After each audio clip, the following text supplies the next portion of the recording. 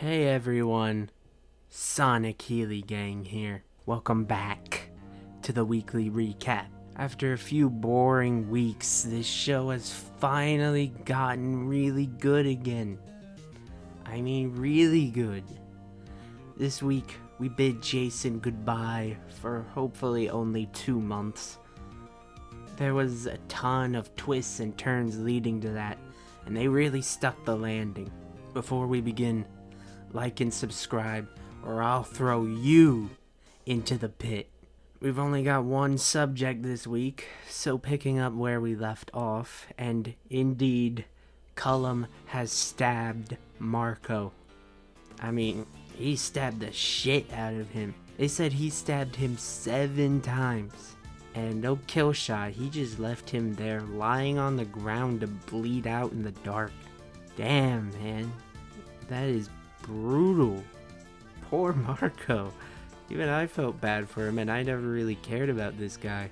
Meanwhile, Dante is trying to arrest Jason on Cullum's orders when Danny arrives at the worst possible time. Alexis tries to take Danny inside, but instead of waiting for that to happen, Jason headbutts Dante and rocks his shit beast style right in front of Danny. He then says, "I love you, son," before abandoning him and running off. And he runs off in the funniest way that I've ever seen anyone run on this show. Down at the docks, Britt is waiting for Jason to arrive, but instead, it was him. Evil spy man. He's having a very busy day, isn't he? Cullum, of course, knows Marco took the meds. That's why he just filleted him. So he pulls a gun on Britt and demands them back. Britt relents and hands them over. And he stomps on them right in front of her. Damn. Gut-wrenching. Marco's sacrifice was for nothing, too. Cullum says that he's taking her in for her transgressions, but Britt knows that obviously he's gonna lock her up in Windermere and force her to finish the project. Rocco is watching all of this still. I think he tries to take out his phone or something. Whatever it was, he drops it on the ground. This was fortuitous though, because it distracted Cullum for a second, which allows Britt to knock the gun out of his hand. She tries to flee, but Cullum grabs onto her. They tussle for a bit. Britt gets in a good bite on him, but Cullum shoves Britt and she trips on her luggage and falls head first into the edge of a crate, knocking her out cold. Cullum decides she has bit the hand that medicates her for the last time. He grabs his gun and prepares to execute her. This is when the resident action movie hero Jason arrives to tackle Cullum to the ground. They also tussle for a bit. This was actually a pretty good action sequence for soap. Jason again knocks the gun out of Cullum's hands. Not even a WSB director is a match for Jason motherfucking Morgan. That is, until Cullum pulls out the stick. I don't know what's so special about this stick, but it easily knocks Jason to the ground. I like to think it was a shock baton or something, but it might just be an ordinary stick. Whatever it is, Cullum is about to genuinely beat Jason to death with it when he is shot from behind by Rocco. Oh my god.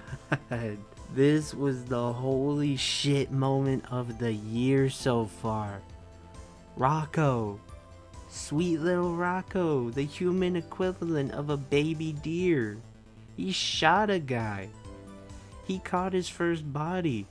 He did it before Danny or Charlotte too. I always thought it'd be Charlotte first. Rocco is more about that action though, apparently. Is it weird to say that I'm proud of him? They grow up so fast. The kid can't believe what he's done. Suddenly, Nathan happens upon the scene. I thought this was bad news, but luckily since he's banging Rocco's mom, he decides to protect him. just looks at Jason and asks, "What's the play?" which is beast on his part. Jason snaps back into hero mode, takes the gun from Rocco, wipes his prints, and puts his own prints on the gun. He then shakes Britt awake and frantically tells her to tell the police he shot Cullum. Britt's just like, "Jason, I'm fucking concussed." Obviously, Jason has decided to take the fall for Rocco. Dante arrives to arrest Jason for real this time.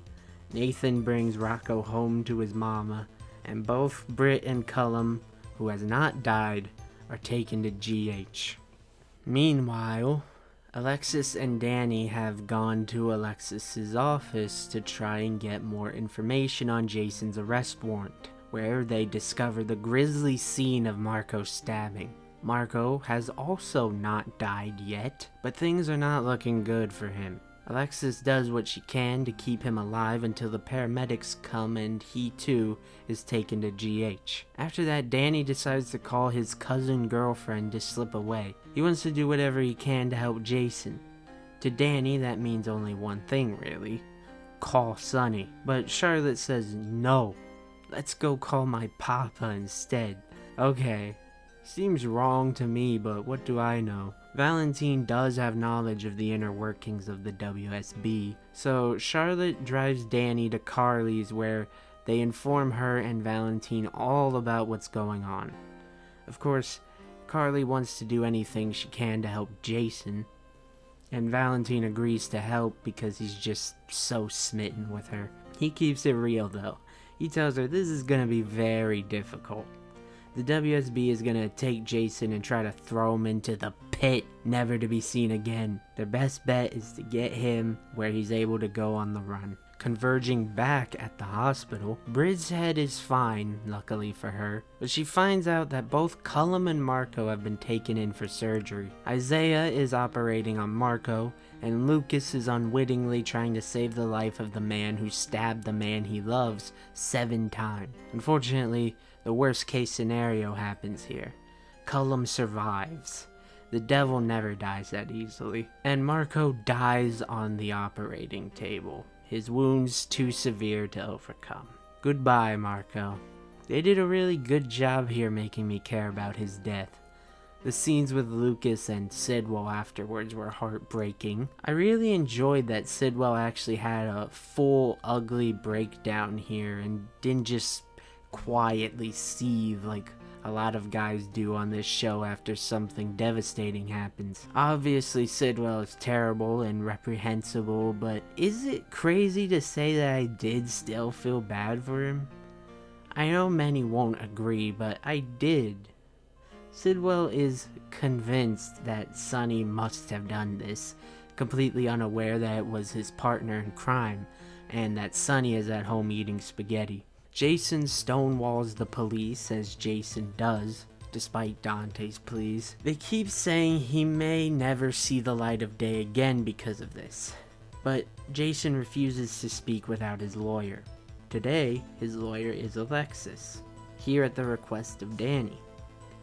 Alexis said that she was gonna call Diane earlier, but her absence is never explained. But as Alexis gears up to fight for Jason, Brennan arrives on WSB orders to just take Jason, throw his ass in the pit. Government authorized kidnapping, feeling a little too realistic here right now. So Jason's ass is hauled off to Cancun for his vacation. Once again, really heartbreaking scenes here with Danny and Britt. Britt and Jason got to say I love yous, but Danny especially broke my heart, having to watch his only parent be stripped away from him like this. Ugh, it hurts, man. That terrible night has finally ended. It is the next day. The dust has settled and news is spreading throughout the town, meaning it has reached the ears of Sonny that his right-hand man is gone and he is none too pleased. Carly comes to his house to discuss it and what they can do to get their beloved Jason back. Sonny says that he is the perfect man for the job. He opens the door to reveal his brother Rick. And Carly is like, What the fuck? But Sunny is like, don't worry. This time for sure, nothing bad can happen.